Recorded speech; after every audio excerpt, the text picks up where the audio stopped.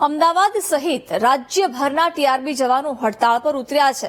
પગાર વધારવાની માંગ સાથે ટીઆરબી જવાનો પાલડી રિવરફ્રન્ટ ખાતે ઇવેન્ટ સેન્ટર પાસે એકત્રિત થયા હતા।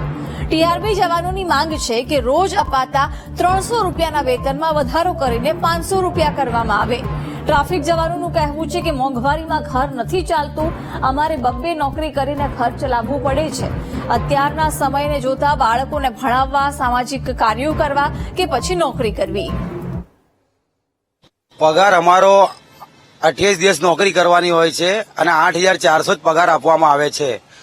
2009 થી અમે પગાર વધારા માટે અમે માંગ કરી રહ્યા છીએ, પરંતુ અમને એ છે એને સમજાઈને અમને રવાના કરી મૂકવામાં આવે છે। અમારા તરફ કોઈ પણ પ્રકારનું ધ્યાન આપતા નથી। સેલેરીમાં પણ વધારો કરતા નથી, મેડિકલ સહાય પણ અમને આપતા નથી। અમારી ઘરની પરિસ્થિતિ આર્થિક રીતે બહુ જ નબળી પડી ગઈ છે। હવે અમારે શું કરવું શું ના કરવું કઈ ખ્યાલ આવતો નથી। સરકાર અમારી તરફ ધ્યાન આપે તો અમે ઘણો સાથ સહકાર આપવા માટે તૈયાર છીએ। એટલા માટે અમે હડતાલ પર ઉતર્યા છીએ। અત્યારે હાલમાં 300 રૂપિયા છે। અગાઉ 2006 કે 9 ની ભરતીની અંદર 120 લેખે પગાર મળતો હતો।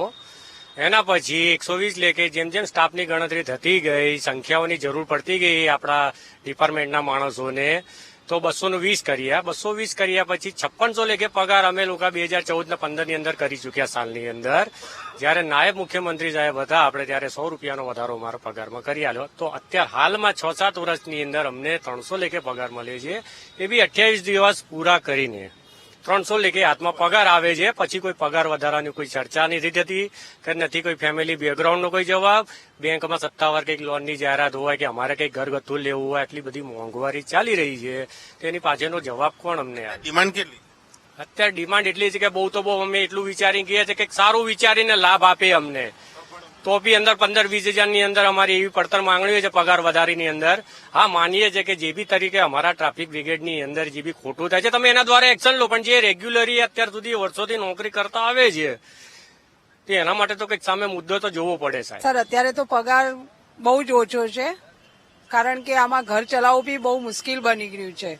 કારણ કે અમે તો એક જ જોબ કરીએ છીએ, બરોબર। હવે અમારે જો બાળકને સારી રીતે ભણાવું ગણાવું કઈ રીતે અમે કરી શકીએ? 8,400 માં તો કશું થતું જ નથી। તો સમાન કામ સમાન વેતન કરો। ટ્રાફિકની સમસ્યાનું કારણ એ જ છે કે અમારા સામું ધ્યાન અત્યારે દોરવામાં આવતું નથી।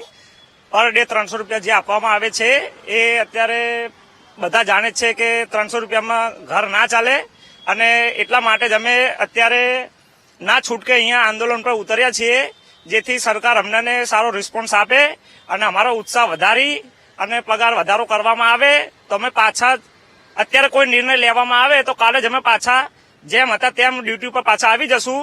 પણ જ્યાં સુધી અમારા સામે કોઈ જોશે નહીં તો અમે પણ હવે ના છૂટકે પબ્લિકનું કે કોઈ બીજાનું વિચારવા માંગતા નથી।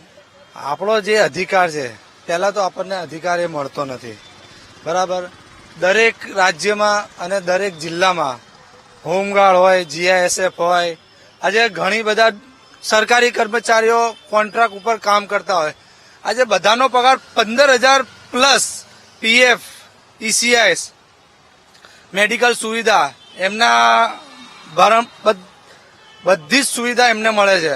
આજે આ ટીઆરબી ને જ કેમ નથી મળતી? ટીઆરબી એ શું ગુનો કર્યો? ના, એવું અમારે કોઈ અમદાવાદને હેરાન કરવાનો કોઈ ઈરાદો નથી। અમારે તો ખાલી એક જ પૂરતી માંગ છે કે અમે અત્યારે ઈમાનદારીથી નોકરી કરીએ છીએ, બરાબર। દરેક ટીઆરબી એવું નહીં કે અમુક જે પૈસા લે એમને કાઢો, અમે ક્યાં ના પાડીએ છીએ, કાઢી દો એમને। નોકરી કરશો? રાત્રે બી નોકરી કરે જ છે। હડતાળ વચ્ચે નોકરી કરશો રાત્રે? ના, હડતાળ હવે તો હડતાળ પડી ગઈ છે, પછી નોકરી કોઈ કરવાનો મિનિંગ જ નથી।